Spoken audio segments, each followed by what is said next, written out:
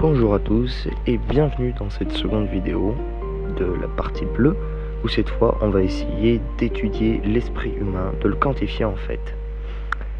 Pour ce faire je vais utiliser deux types de quantification. Donc une première poussée sur le conscient et l'inconscient, le rêve et la raison, donc une approche plus philosophique. Et la seconde, une approche plus méthodique, poussée sur la tendance au vice que peut avoir un esprit. Et c'est celle qu'on va voir maintenant. Alors, déjà, avant même de commencer, de définir un vice, de définir ce que c'est que la force, la sagesse, tout ça, je vais raconter une petite anecdote. Lorsque j'ai commencé à potasser sur ce sujet, je n'avais pris comme base que la sagesse.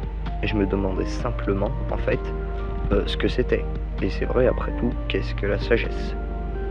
Et en essayant de répondre à cette question, je me suis rendu compte que la sagesse ne venait pas seule. Ce n'était pas un critère à part entière.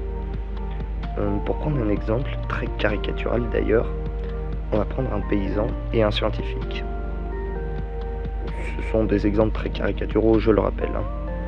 Dans mon exemple caricatural, le scientifique va se reposer sur des faits uniquement réels, avoir un maximum de conscience des choses qui l'entourent. Tandis que le paysan, lui, va favoriser de savoir le moins possible finalement. Quand je parle de savoir entre les deux, la principale différence c'est que le paysan va plutôt s'orienter dans le sens où il n'a pas besoin de connaître les réponses aux choses, il ne voit pas l'utilité, ou plutôt il cherche à ne pas y voir l'utilité. Le scientifique, lui, c'est le total opposé. Il va chercher absolument à avoir la réponse à tout, quitte à n'en tirer aucune leçon, aucune sagesse. Mais, si on observe la façon qu'a chacun de percevoir les choses, on remarque que le paysan tire une certaine sagesse, dans le sens où il essaye d'être en symbiose avec ce qui l'entoure, en percevant simplement les choses finalement, et en les laissant là où ils sont, en laissant le savoir là où il est, parce que ça ne le concerne pas. Tandis que le scientifique, lui, il tire aussi une certaine sagesse, du fait qu'il essaye lui aussi d'être en symbiose avec ce qui l'entoure, en comprenant le maximum. Mais j'ai remarqué qu'aucune de ces deux sagesses n'est propre, ou louable, c'est-à-dire qu'aucune n'est issue d'un raisonnement qui est exclusif à cette sagesse. Je reviendrai dessus plus tard, pas d'inquiétude. En effet, si on observe bien, le paysan va déduire une sagesse qui est impropre par son manque de pouvoir sur les choses. Son ignorance le pousse à conclure une sagesse qui a peu de chances d'être propre finalement, c'est-à-dire absolue, puisqu'il manque des informations pour concrétiser cette sagesse. C'est comme si elle n'avait pas lieu d'être. Il va déduire une osmose avec la nature, avec les choses qui l'entourent, alors qu'il n'a pas suffisamment de savoir, de connaissances pour appuyer cette sagesse. Mais, de l'autre côté, le savant va déduire une sagesse qui est impropre aussi par son manque de conscience des choses, car même s'il possède un pouvoir sur les choses, une connaissance en l'occurrence, il ne possède pas suffisamment de conscience pour déduire une sagesse qui soit véritable, puisque son pouvoir le bride. Il ne fait que croire en elle. Et de cette base pourtant bancale, mais qui est tout de même la base de laquelle je suis parti, je me suis dit que pour avoir une sagesse qui soit pure, qui soit louable, il fallait qu'elle soit accompagnée d'un côté par une conscience des choses, comme peut l'avoir le paysan, et d'un pouvoir suffisant, c'est-à-dire une connaissance, une force même, qui soit suffisante pour appuyer la sagesse qui va derrière, et même le savoir. Ce qu'il faut bien comprendre, c'est que les trois choses que je mets en évidence ici sont la force, qui est donc le pouvoir, la connaissance, le savoir, qui est donc la conscience qu'on peut avoir des choses, et la sagesse, qui est le seul frein au savoir, et qui est finalement la conscience qu'on peut avoir de ses rêves. Alors, tout ça, ça a l'air pas très étayé. Ce qu'il faut comprendre vraiment, c'est que la force représente le pouvoir. Le savoir, lui, représente la conscience qu'on peut avoir des écarts de force entre les choses. Par exemple, je peux avoir conscience d'un écart de force entre moi et une personne. Par exemple, je suis plus beau qu'elle, plus con, moins fort, enfin, toutes ces choses font partie du savoir. Et enfin, la sagesse, au final, qu'est-ce que c'est entre ces deux choses? c'est simplement la conscience qu'on va avoir cette fois-ci, non pas des écarts de force entre les choses, mais la conscience qu'on va avoir des écarts entre la réalité et nos rêves. Alors, certes, j'ai essayé de prendre des caricatures dans le choix de mes personnages, dans le but de mettre en avant ce que je peux considérer comme un vice. Et je suis bien conscient que tout le monde ne se résume pas à une caricature. Cependant, de cette base, je suis parti, et j'ai réussi à en déduire 2 interprétations possibles. Dans celle-ci, donc, j'ai mis en avant la tendance qu'on peut avoir, que peut avoir, un esprit à sombrer dans un vice. Dans ce cas, qu'est-ce qu'un vice ? Un vice représente un déséquilibre entre ces 3 constantes, que j'ai appelées donc la force, le savoir et la sagesse. C'est-à-dire que le vice va se traduire par un manque ou un excès d'une de ces 3 constantes, que j'ai appelée urine. Le urine donc de la force, le urine du savoir et le urine de la sagesse. Ce qu'il faut comprendre par vice, vous vous souvenez quand j'ai dit que le monde ne pouvait pas se résumer à une caricature ? C'est vrai.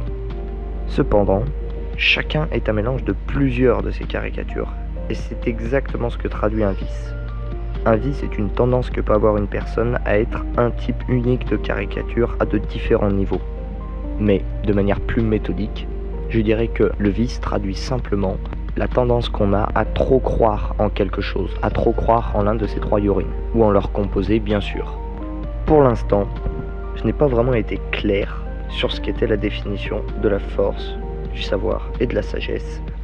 Mais, plus que tout, et avant toute chose, il faut que je définisse ce que j'appelle un rêve, et ce que j'appelle alors rêve propre ou sale. Donc, dans l'ordre. Dans la définition collective, un rêve est une manifestation de notre cerveau lorsqu'il dort. Ouais. On peut même comprendre par rêve un espoir, un désir, quelque chose d'inatteignable, etc. En vérité, ici, le mot rêve prend une certaine dimension assez particulière. On entendra ici par rêve quelque chose qui nous fait envie. Et ce peut être n'importe quoi. Se lever quand on veut, avoir un chien, être avec une fille, aller dans l'espace, n'importe quoi. Le rêve à l'état brut est une idée de confort que le cerveau imagine. Là, le cerveau va prendre ce rêve et va pouvoir l'interpréter de 2 manières. Soit le rêve est pris pour ce qu'il est, c'est-à-dire une histoire, un rêve, dont seule la conclusion est réellement intéressante. Et le rêve devient alors propre, il devient une sorte de leçon de la vie. Mais si le rêve est pris comme un but, alors là, c'est la porte ouverte sur n'importe quel type de vice. Et le rêve devient alors sale, puisqu'il mène celui qui croit trop en lui à une instabilité. Il est à noter que c'est des rêves qu'on a tendance à aller vers le vice, et que c'est ce manque de conscience en les rêves, donc ce manque de sagesse qui nous pousse à aller notamment vers les vices, la plupart du temps. Ce n'est pas toujours le cas.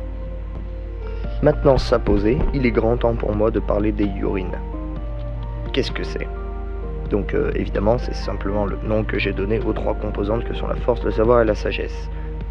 Mais il va falloir les définir. Et nous allons donc commencer par le urine de la force. Qu'est-ce donc ? C'est très simple et je dirais même que c'est le plus simple à comprendre parmi les 3. Il s'agit de tout ce qui forme notre pouvoir, à quelque échelle que ce soit. Un patron a du pouvoir sur ses employés, ils ont aussi un pouvoir sur lui, j'ai un pouvoir sur mon bras, sur ceux que je regarde, ceux qui me regardent ont un pouvoir sur moi, etc. On peut établir des liaisons de pouvoir entre chaque chose de la nature, entre une pierre, entre un autre être humain, entre l'espace et moi. Il y a des relations de pouvoir, de dominant à dominé. C'est simplement ce que traduit le pouvoir. Ça peut donc être de la connaissance, ça peut être une force physique, ça peut être le fait de voir, d'entendre, de toucher, d'avoir 2 bras, alors qu'un autre n'en a qu'un par exemple. C'est tout ça. À partir du moment qu'on effectue une action, c'est du domaine de la force, de notre pouvoir. La connaissance est donc un pouvoir. Donc voilà, la force est liée au pouvoir qu'on possède, sans parler même de l'abus de celui-ci. On ne parle pas d'abus de pouvoir. On n'est pas obligé d'exercer un pouvoir sous prétexte qu'on l'a. En revanche, super transition, ce n'est plus forcément le cas si on prend conscience de notre pouvoir par rapport à celui d'un autre, ou même d'autres choses. C'est la conscience qu'on a des choses qui nous permettent de leur attribuer une valeur, indépendamment de la valeur monétaire qu'on peut aussi leur attribuer. Je parlais ici évidemment plus d'une valeur morale.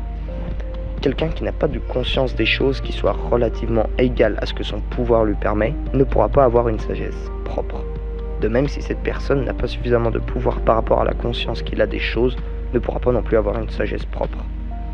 Le savoir représente vraiment la conscience qu'on a des écarts de force. Si on n'a pas la connaissance de ces forces, si on n'a pas la force qui va derrière, notre savoir aura déjà une tendance à aller au vice. Ce qu'il faut comprendre, c'est que le savoir représente réellement la conscience qu'on a des rapports de force. Voilà, je ne sais pas vraiment comment le dire autrement. C'est de plus en plus dur, c'est-à-dire que la force est relativement facile à comprendre, le savoir un peu moins, et la sagesse, alors là c'est la fête du slip. Et encore, même si la force équivaut au savoir, il n'est pas garanti que la sagesse soit égale aussi, loin de là d'ailleurs. Le savoir, soit la conscience qu'on a des choses, est celle qui entraîne le désir aussi. Et il est celui qui pervertit les rêves, mais il est aussi celui qui leur donne un sens. On ne rêve pas de quelque chose qui est susceptible de rien nous apporter, c'est stupide, ni de quelque chose qui n'a strictement aucun sens. On ne rêve que de ce qu'on désire. C'est d'ailleurs ce que j'ai donné comme définition du rêve, soit mis entre parenthèses, et on le désire, plus ou moins ardemment. Dans le langage courant, un vice est une façon que peut avoir un esprit de fonctionner qui est estimé comme corrompu. Cependant, on essaye souvent d'attribuer des termes stricts à des vices, comme l'avarice, le besoin, le pouvoir, la célébrité, donc le besoin de pouvoir, de célébrité, etc. Mais ici, bien que le terme vice soit employé dans la même optique, on n'essaiera pas de dénombrer ces derniers, puisque les yurines sont là pour ça. Ainsi, les quelques vices que j'ai cités précédemment sont des réactions induites par des variances entre les urines, mais sont néanmoins tendancielles au savoir. Ça signifie surtout que les rêves sont salis par la conscience de l'esprit, que l'esprit a des choses, et que, dans certains cas, c'est la force qui ne permet pas cette conscience des choses, comme le besoin de pouvoir qui est significatif d'un manque de pouvoir, par exemple, par rapport à la conscience qu'on a des choses. En effet, on va prendre conscience d'une différence de force entre d'autres gens, et on va les mettre en corrélation avec les siennes, alors que ça n'a pas lieu d'être. Le rêve va alors être facilement déductible. C'est de se trouver supérieur à la force observée pour toutes les personnes. Mais là, on passe à la sagesse, et c'est autrement plus compliqué. La sagesse est la conscience qu'on va avoir de ses rêves. Et là, on se demande comment on peut se faire séduire par le vice de la sagesse, c'est-à-dire comment avoir trop conscience de ses rêves. Je me suis beaucoup demandé si, pour des raisons de compréhension, il ne valait pas mieux faire la partie que j'aborderai juste après celle-là en deuxième, et pas faire cette partie que je suis en train d'aborder ici après l'autre. Pourquoi ? Parce que j'en arrive à beaucoup parler du rêve et de sagesse, alors que c'est même pas les buts de cette partie. Pourtant, pour des raisons liées à la difficulté de compréhension, j'ai préféré suivre ce critère et en ordre croissant en termes de difficulté. C'est pourquoi, en omettant la première partie, je vous conseille de regarder 2 fois cette partie et la partie qui va suivre, l'une après l'autre, afin de bien comprendre. Sauf bien sûr si vous avez déjà tout compris, ou que vous n'êtes pas d'accord. Dans ce cas, je vous conseille également de me dire pourquoi en commentaire on pourrait partir sur un débat qui serait susceptible de me faire changer d'avis, ou de vous faire changer d'avis d'ailleurs. Bref, donc la sagesse, qu'est-ce que c'est rapidement, parce que c'est pas l'objectif de cette partie. Eh bien pour résumer, je dirais simplement que la sagesse est une manifestation de notre réaction vis-à-vis du rêve. Quoi ça veut dire ? Ça veut dire que l'on va avoir un ressenti émotionnel par nos rêves, et que l'on peut choisir de se laisser bercer par ces émotions, de se laisser corrompre par le rêve en fait, ou de choisir de les prendre comme une leçon, afin de savoir ce qui frustre notre esprit. Le rêve devient alors propre. La sagesse représente l'implication qu'ont les rêves sur un esprit. Plus la sagesse est grande, plus cette implication est grande.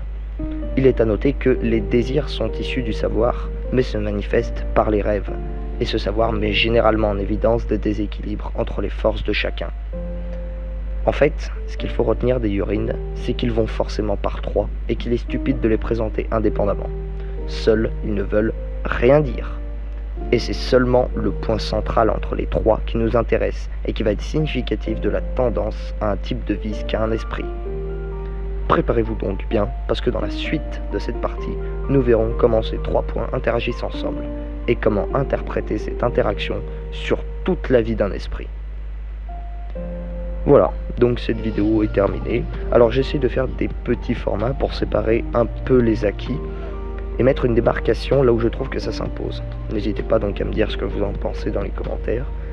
Et ce que vous avez pensé aussi de ce qui a été dit, que vous soyez d'accord ou pas, je vous en prie, commentez, je n'attends que ça. Sur ce, à la prochaine, et croyez en vos rêves. Tchuss.